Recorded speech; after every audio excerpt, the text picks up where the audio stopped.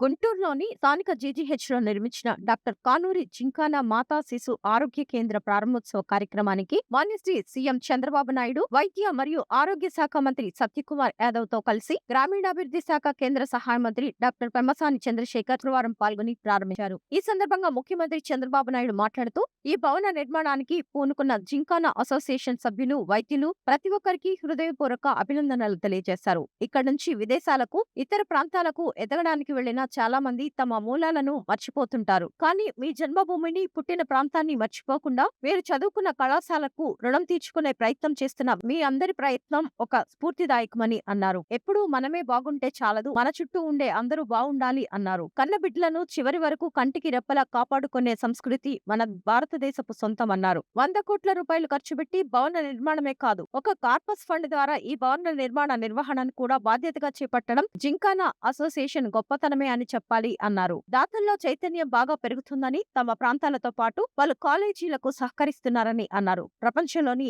రహదారులు ధీటుగా భారతదేశంలో రహదారులు నిర్మాణం జరుగుతున్నాయని అన్నారు. ముందు చూపుతో మేము P4 విధానాన్ని తీసుకొచ్చామని, ఇల్లు, విద్య, పలు సౌకర్యాలు కల్పించేలా జాగ్రత్తలు తీసుకుంటున్నామని, ఒకప్పట్లో డాక్టర్ బిఆర్ అంబేద్కర్ గారికి బ్యాంక్ ఆఫ్ బరోడా, అబ్దుల్ కలాం ఒక అయ్యంగార్ వద్ద అలాగే హ్యాండ్ హోల్డ్ తీసుకుని ఒక రాజ్యాంగం రచిస్తే మరొకరు భారతరత్న స్థాయికి ఎదిగారని, ఇలా ఎదిగిన వారు ఎందరో ఉన్నారని అన్నారు. ఆ సమయంలో అలా సహాయం అందించడం వారి జీవితాల్లో ఒక గొప్ప మార్పు తీసుకురాగలిగిందని, అలాంటి స్థితిలో బంగారు కుటుంబాలను సిద్ధం చేస్తున్నామని, ఇప్పటికీ 50% లక్ష్యాన్ని చేరుతున్నామని, మీలో కూడా వీలైనంత మంది ఈ P4 కు సహకరించాలని తెలుపుతున్నామని చంద్రబాబు అన్నారు. స్థానిక ఎంపీ, కేంద్ర సహాయ మంత్రి డాక్టర్ పెమ్మసాని చంద్రశేఖర్ 80 కోట్లకు పైగా నిధులను సమీకరించి జీజీహెచ్ అభివృద్ధికి కృషి చేస్తున్నారని అన్నారు. 2039 నాటికి భారతదేశం ప్రపంచంలో రెండవ అతిపెద్ద ఆర్థిక శక్తిగా ఎదగబోతోందని, అసెంబ్లీలో అప్పట్లో గంటల కొద్దీ కరెంట్ కోతల గురించి మాట్లాడే వాళ్ళమని, ఎన్నో విధానాలను తీసుకొచ్చి విద్యుత్ సమస్యలను పరిష్కరించామని అన్నారు. సంజీవని ప్రాజెక్ట్స్ ను బిల్ గేట్స్ ఫౌండేషన్ తరపున ఏర్పాటు చేస్తున్నామన్నారు. 28 జిల్లాల్లో ప్రతి ఇంటి గుమ్మం దాకా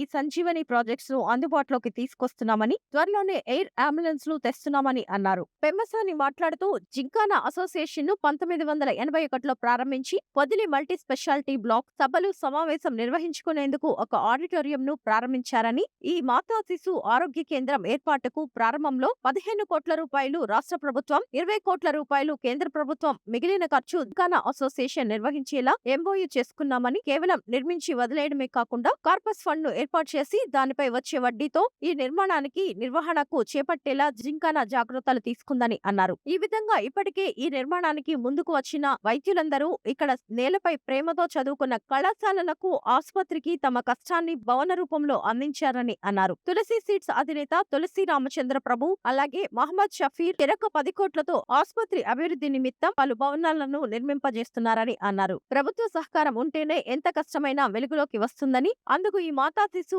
ఆరోగ్య కేంద్రం ఒక ఉదాహరణగా నిలుస్తుందని అన్నారు. శంకుస్థాపనలు జరగాలన్నా, ప్రారంభోత్సవాలు జరపాలన్నా అది తెలుగుదేశం పార్టీ హయాంలోనే జరుగుతాయని గర్వంగా చెప్పగలుగుతున్నామని అన్నారు. మహమ్మద్ నజీర్ అహ్మద్ మాట్లాడుతూ, జీజీహెచ్ పూర్వ విద్యార్థులు స్వచ్ఛందంగా ముందుకు వచ్చి MCH బ్లాక్ నిర్మాణానికి నడుం కట్టడం ఎంతో గర్వంగా ఉందన్నారు. ఈ కార్యక్రమంలో గుంటూరు తూర్పు నియోజకవర్గ MLA Mohammed Nazeer, secretary government Saurabh Gaur, Kaikaluru MLA Kamineni Srinivas, collector Tameem Ansariya, Gymkhana association president Ramakoteswararao తదితరులు పాల్గొన్నారు.